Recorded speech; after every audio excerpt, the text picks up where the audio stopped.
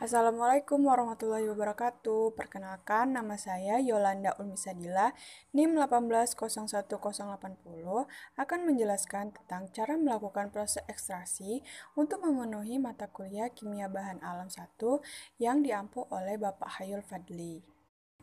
Sebelumnya, sudah tahu belum apa itu proses ekstraksi? Jadi, proses ekstraksi adalah pemisahan zat target atau zat yang dibutuhkan dengan zat yang tidak berguna.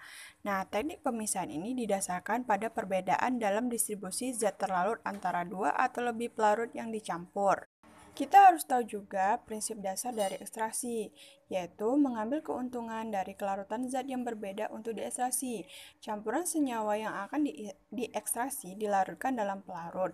Pelarut yang digunakan memiliki kemampuan untuk melarutkan senyawa yang diinginkan. Contohnya, pada saat kita mengonsumsi kafein dalam kopi bubuk, gunakan pelarut berbasis air yang dapat melarutkan kafein. Contoh ekstraksi dalam kehidupan sehari-hari yaitu pada saat kita membuat teh. Teh dibuat dengan mencampurkan daun teh dengan pelarut yaitu air pada suhu tinggi. Sebagai hasilnya, kita dapat mengekstraksi senyawa tanin, teobromin, polifenol, dan kafein yang memberikan teh warna coklat kemerahan. Selain itu, ada juga ekstraksi persiapan kopi dan jamu. Ekstraksi yang sedikit lebih rumit dari produksi bubuk herbal. Dalam pembuatan bubuk jamu, daun tanaman pertama yang digunakan sebagai obat herbal direbus dengan air. Ekstraksi sendiri memiliki beberapa macam metode. Yang pertama ada maserasi. Maserasi merupakan proses penyaringan yang sederhana, yaitu dengan cara merendam sampel dalam pelarut yang sesuai selama 3-5 hari. Bisa dilihat itu terjadinya pengendapan di dalam botol. Yang kedua ada digestasi, yaitu proses penyaringan sama seperti maserasi, tapi dia menggunakan pemanasan pada suhu 30-40 derajat Celcius. Metode ini digunakan untuk simplisia yang tersaring baik pada suhu yang biasa. Selanjutnya yaitu sokletasi, yaitu metode penyaringan secara berulang-ulang senyawa bahan alam dengan menggunakan alat soklet. Pada cara ini, pelarut dan sampel ditempatkan secara terpisah. Seperti gambar di samping, ini adalah gambar alat sokletasinya. Kemudian perkolasi, yaitu proses penyaringan simplisia dengan jalan melewatkan pelarut yang sesuai secara lambat pada simplisia dalam suatu perkolator. Perkolasi bertujuan supaya zat berkhasiat tertarik seluruhnya dan biasanya dilakukan untuk zat berkhasiat yang tahan ataupun tidak tahan pemanasan. Di samping adalah gambar alat perkolatornya. Selanjutnya yaitu dekokta. Proses penyaringan dengan metode ini hampir sama dengan infus. Perbedaannya itu terletak pada lamanya waktu pemanasan yang digunakan. Dekokta membutuhkan waktu pemanasan yang lebih dibanding metode infus, yaitu sekitar 30 menit. Setelah suhu mencapai 90 derajat Celcius. Metode ini jarang digunakan karena proses penyaringannya kurang sempurna dan tidak dapat digunakan untuk mengekstraksi senyawa yang termolabil.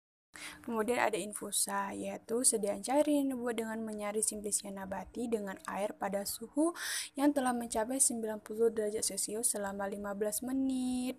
Kemudian ditiriskan, disaring menggunakan kain flanel atau penyaring lainnya. Mengekstraksi kacang kedelai. Kacang kedelai merupakan sumber protein nabati yang mengandung asam amino leusin. Kedelai dapat digunakan sebagai bahan makanan seperti tempe, tahu, susu kedelai, dan lain-lain. Dan salah satunya juga yaitu ada minyak kedelai.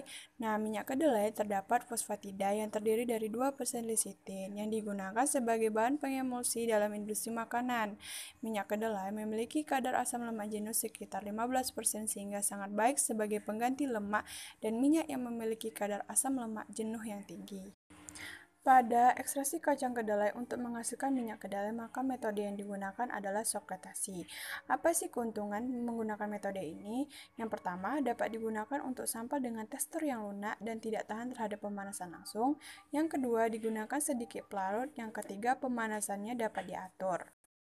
Sebelumnya, kita harus mengenal bagian-bagian dari alat sokletasi, yaitu yang pertama, yaitu ada kondensor yang berfungsi sebagai pendingin, juga mempercepat proses pengembunan.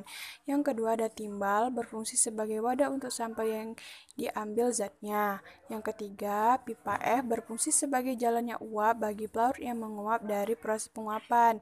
Yang keempat, sifon berfungsi sebagai perhitungan siklus Bila pada sifon larutannya penuh kemudian jatuh ke labu alas bulat, maka hal ini dinamakan satu siklus. 5. Labu alas bulat berfungsi sebagai wadah bagi sampel dan pelarutnya. 6. Hot plate berfungsi sebagai pemanas larutan. Cara kerja yang pertama yaitu haluskan kacang kedelai menggunakan blender. Setelah halus, timbang 50 gram kacang kedelai halus ke dalam kertas saring, lalu bungkus dan diikat. Yang ketiga, masukkan ke dalam kolom soklet. Keempat, masukkan etanol 350 ml ke dalam labu alas bulat. Kemudian rangkaian ekstraksi dengan benar, lalu nyalakan hot plate dan proses ekstraksi akan berlangsung. Setelah berbagai macam rangkaian proses ekstraksi, maka diperoleh minyak kacang kedelai yang memiliki banyak manfaat. Salah satunya menjaga kesehatan dari kolesterol, kemudian kesehatan tulang, terus daya ingat untuk para lansia, bumbu masakan, dan lain sebagainya. Terima kasih sudah mau mendengarkan video tentang proses ekstraksi. Semoga apa yang saya sampaikan bisa menjadi ilmu bagi teman-teman semua.